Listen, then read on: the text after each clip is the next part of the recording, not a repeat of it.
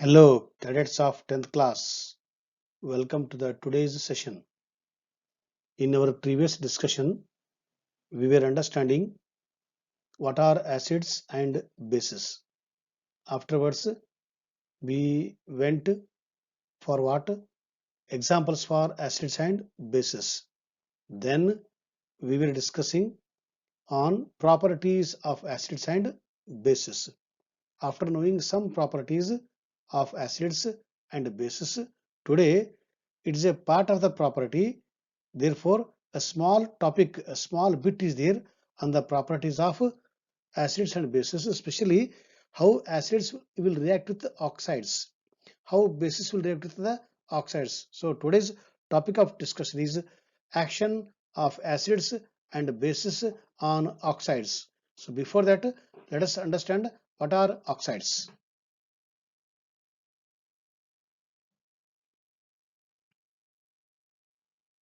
For 10th class, simple oxides are there.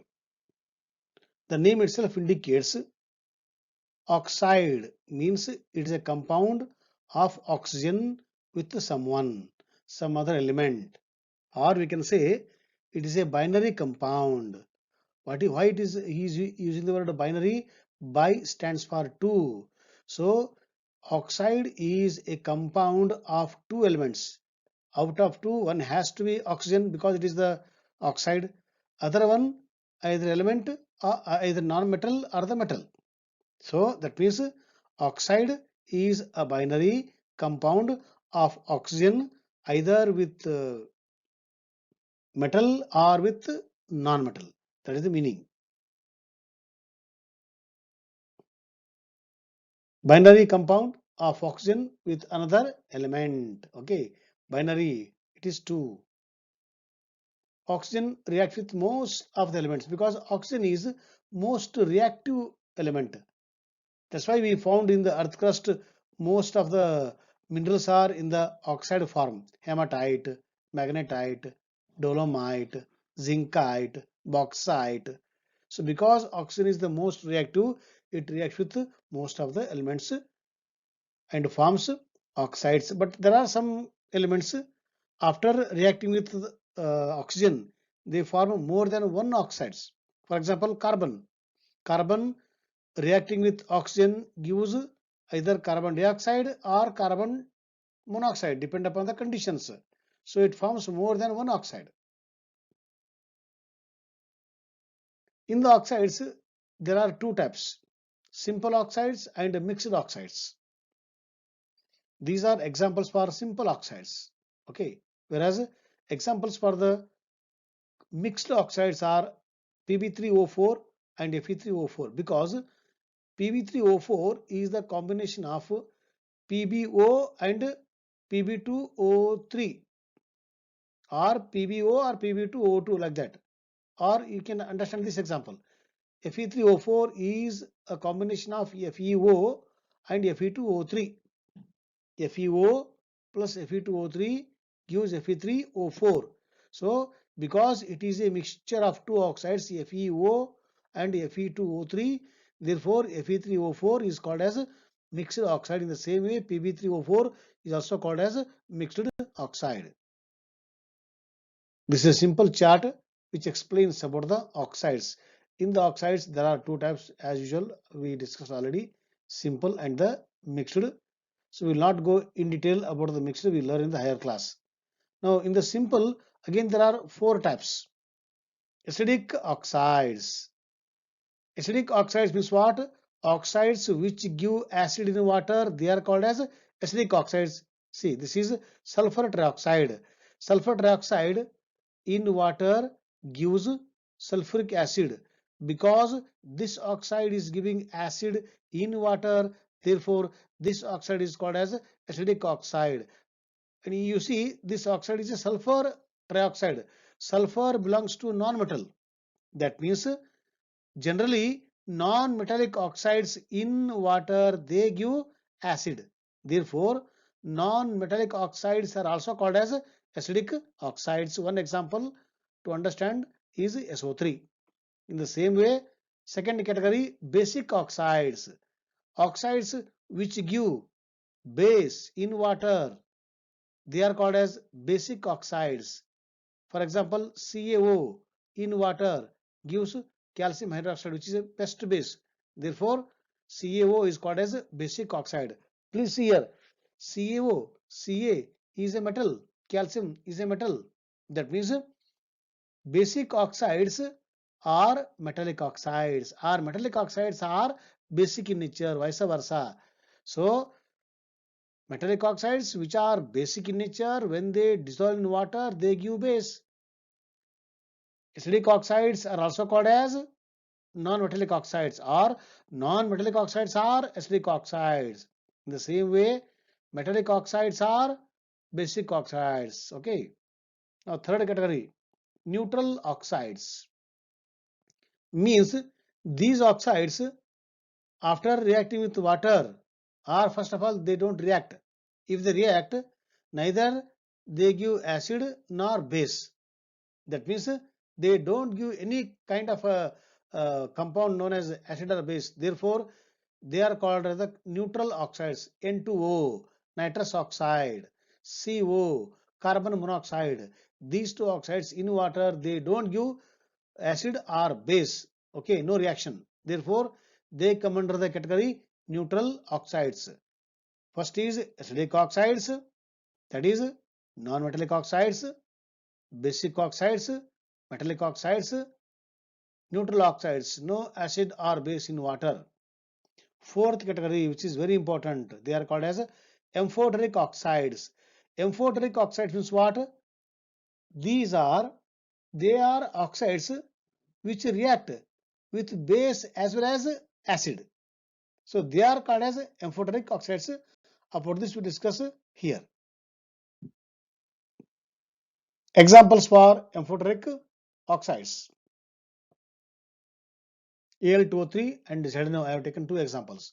These two are examples for amphoteric oxides because they react with both acid and the base. What definition says? The oxides which exhibit both acidic and basic characteristics are called amphoteric oxides. See the example. Al2O3 plus 6HCl gives 2AlCl3 plus water. In the same way, Al2O3 with base in the presence of water, they give sodium aluminum hexahydrate. Okay, this is a special complex. Okay, it is a sodium aluminum complex with the hydroxide ion. So this we learn in the 12th class. I have taken example from 12th class to understand what are amphoteric oxides. So oxide which has both character, which character? Acidic character and the base. Here you see how they are saying it is having both acidic and the base character. You please here. Al2O3 is reacting with what? Acid. So this is acid. We know by birth, by virtue of its property, it is acid. When it is acid, this Al2O3 will say, I will act as a base because you are acid. So I have to act as a base. But when base comes, then this will change the role. Today or now I will act as a acid. That means depend upon the approaching acid or base, it will change the role. That means this Al2O3 is reacting to both acid and the base depend upon the condition. With acid it performs the role of base. With base it performs the role of acid. That means this oxide which exhibit both acidic and the basic characters, and they are called as what? Amphoteric oxides. Example is Al2O3 is an example for amphoteric oxide. In the same way, zinc oxide is also an example for amphoteric oxide. Let us see the equation.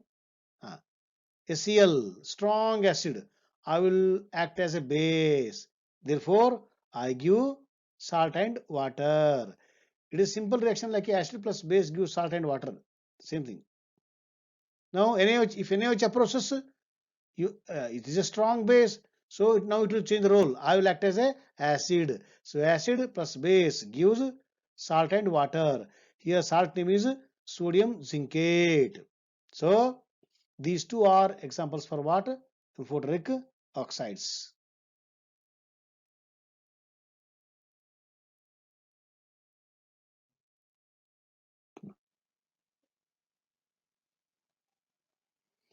Now, this is the actual topic of today's discussion. What I told in the beginning, today we are going to discuss action of acid on oxides, metallic oxides, okay, or oxides. Action of base on oxides, okay. So, to understand this, we were understanding the what are oxides. Okay, this is the action of acid on the oxides. Which oxides? Metallic oxides. Why acid will react with only metallic oxide? Why not with non-metallic oxide? See, this is acid. What is the nature of metallic oxides? Metallic oxides are basic oxides. So because it is an acid, so it is having a basic character. So it is also an example for what? Acid plus base to give salt and water. That's why acids react with what? Basic oxides. Okay. For example, Na2O with HCl gives NaCl and water. In the same way, lead oxide and copper oxide respectively, they give their corresponding salts, okay, and water. So acid reacts with what? Because what kind of oxides? Metallic oxide, because they are basic in nature. Now next you see. Now bases reacts with what? These oxides. Okay, this oxide. Which oxide? Carbon dioxide. Carbon belongs to non-metal. Why basic? Why bases reacts with non-metallic oxides? Because non-metallic oxides are acidic in nature. So it is also acid plus base gives salt and water. So base will react with non-metallic oxide because it is acidic in nature, whereas acid will react with the metallic oxide because it is basic in nature. Depend upon the nature, they react. So CO2 with calcium hydroxide gives calcium carbonate. CO2 with another base gives its carbonate. CO2 with MgOH gives the corresponding carbonate. So corresponding carbonates are formed along with water. This is also typical example for what? Acid plus base gives salt and water. So today we learnt about what? Action of acids and bases on oxides. So tomorrow we are going to learn a few more properties of acids and the bases. Then we go to the salt. So thank you, my dear boys. Thank you very much.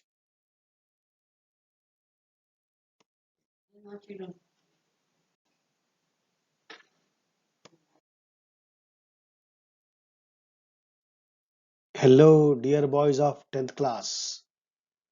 After knowing studies important point on simple oxides, today we will continue the same chapter under the different heading.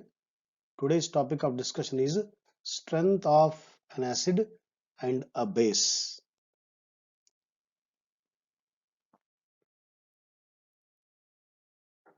What do all acids and bases have in common? Okay, that means acids made up of what kind of structure and bases are made up of what kind of structure. That is the topic of discussion today. Both acids and bases have these common characteristics. What are those? They have the capability of conducting electricity. That means they are the good conductors of electricity because they dissociate into ions. Ions carry the current. They are the responsible for the passage of electricity. They become neutralized when they are dissociated in water or when they release their, their ions into water. That means when they release their respective ions, they themselves react with each other and they are neutralized. That is the meaning of this statement. They can change the color of litmus paper, although the color differs for each of them. Effect is there in the litmus paper, but only thing is bases change red to blue and acids change blue to red. But effect of acids bases is common on the litmus paper. Acids produce H plus ions and bases produce OH minus ion in solution, which are responsible for their acidic and basic properties.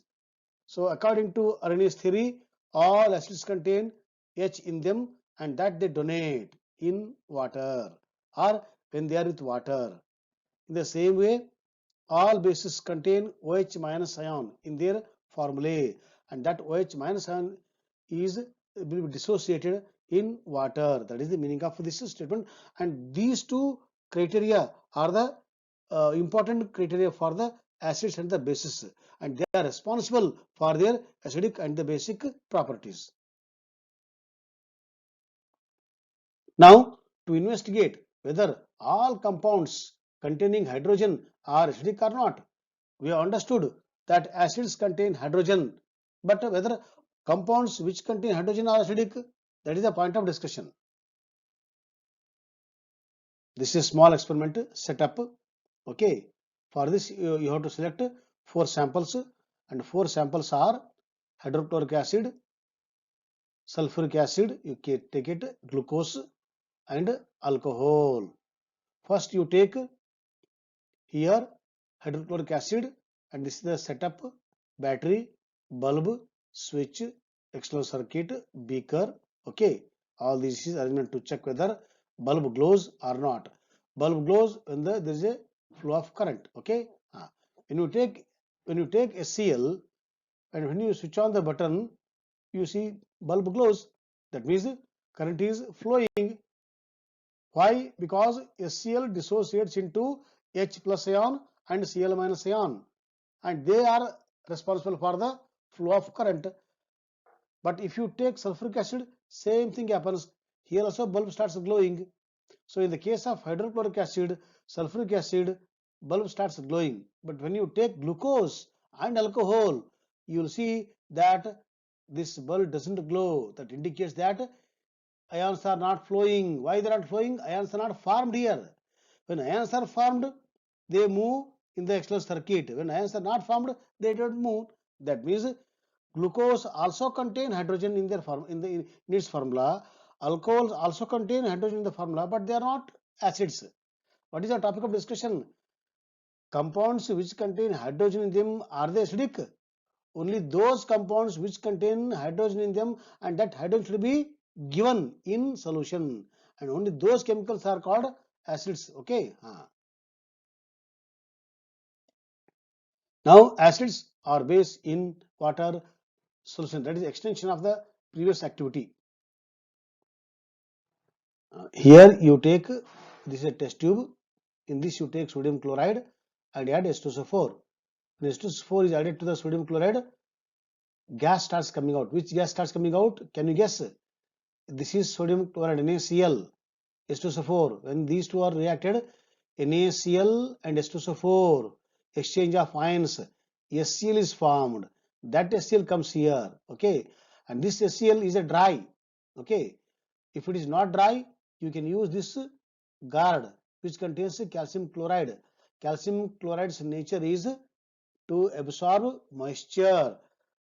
When you do this one, when you are performing this activity in the rainy season or the atmosphere which contains more moisture, that time when the dry HCl comes out, it will go along with the humidity. So to remove the humidity or the moisture content of HCl, you have to pass this HCl gas via this guard which contains calcium chloride, which absorbs the water content, so that HCl becomes totally dry. And that dry HCl, when it comes out, you fix on a delivery tube. So this is dry HCl here comes out, and here you bring one litmus paper.